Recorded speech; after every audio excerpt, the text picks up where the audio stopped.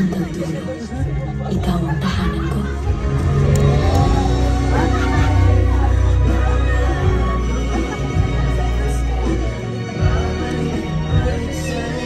Garcia, dati hindi naman siya.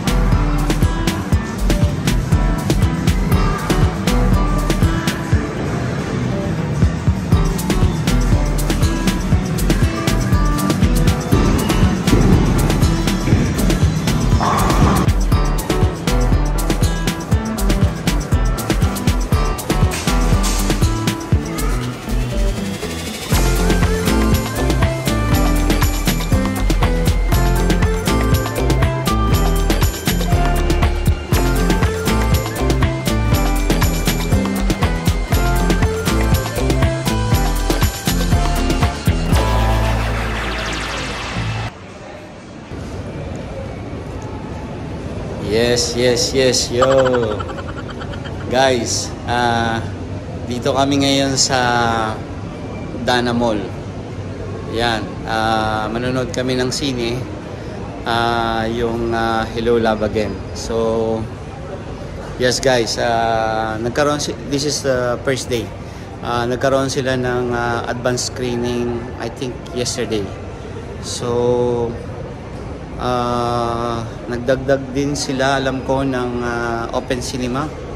So yung iba kasi maraming cinema ang nag-open din ng showing ng Hello Love Again.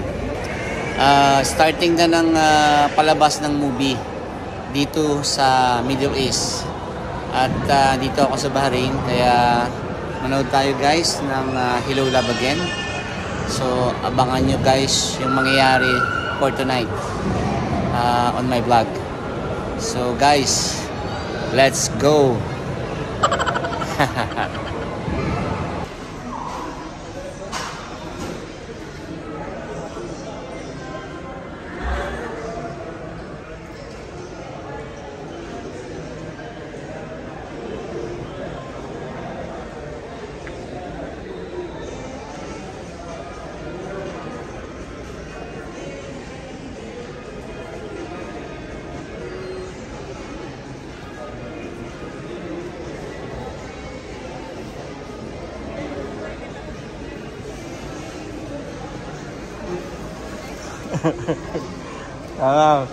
Maganda ba? Yes. Okay.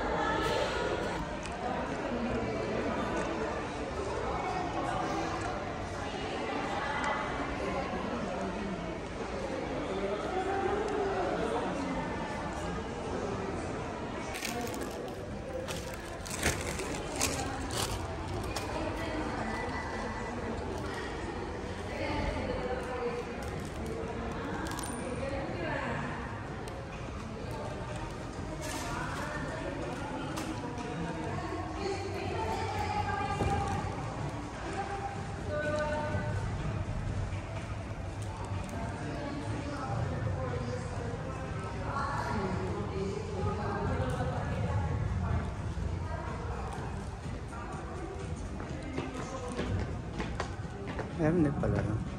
Meron din ano doon, no? Bilihan. Guys, meron silang VIP. Yan. Habang naghihintay, pwede rito mag-standby. Meron din silang food inside. So yun.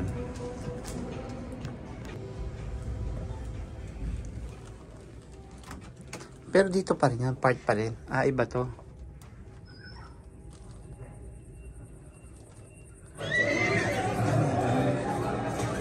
So iba siya pala. Guys, nakikiupo tayo dito sa VIP habang naghihintay ng ng screening. Kasi naglilinis pa dun sa loob eh. Sumilip ako. So tambay lang tayo dito, guys. Yan. Yes, yo. Yan. May VIP dito yan sa loob ng VIP. Yung pinakita ko sa inyo na yung binuksan kanina nung nagbabantay dito. Yung pagbukas, nakahiga siya. Yung mga sitting or bed arrangement nila, pwede siyang i-fold. So maganda manood na sini rito. Tsaka hindi siya masyadong crowded. Kasi mas ano rito eh. Dito sa mall na to, konti lang yung pumupunta. Hindi katulad ng mga city center, Avenue, sobrang daming tao. So kung gusto mong manood ng medyo tahimik na lugar, dito ka manood sa Dana Mall. Magaganda ang sinihan dito sa Dana Mall. At the same time, mura lang siya. Kung meron kang STC, pwede yan 50%. Tsaka may mga promotion sila sometimes. Yung daily screening nila. So may discounted rate sila. So yan. Waiting lang tayo dito, guys.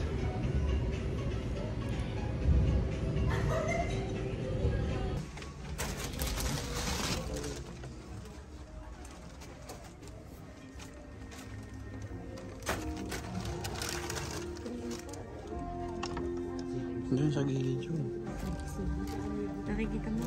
Sa laman mo siya.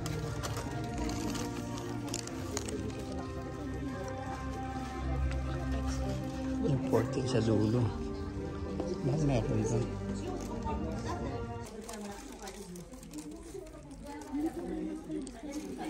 Mga commercial din ba? Or wala? Yung bago mag-start. Ako.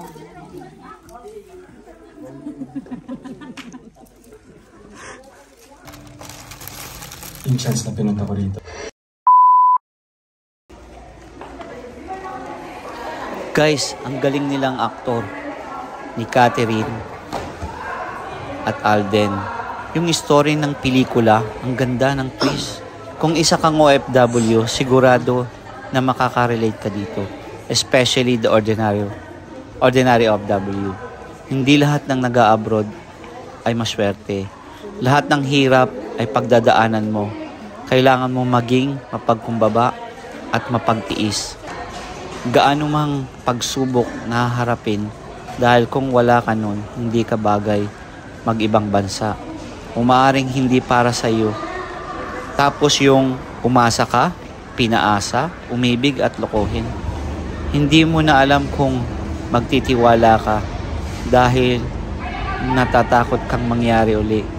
Pero ang bawat bukas ay may pag-asa na merong ka pa rin tahanan na uuwian. At yun ang tunay na pag-ibig at kaligayahan.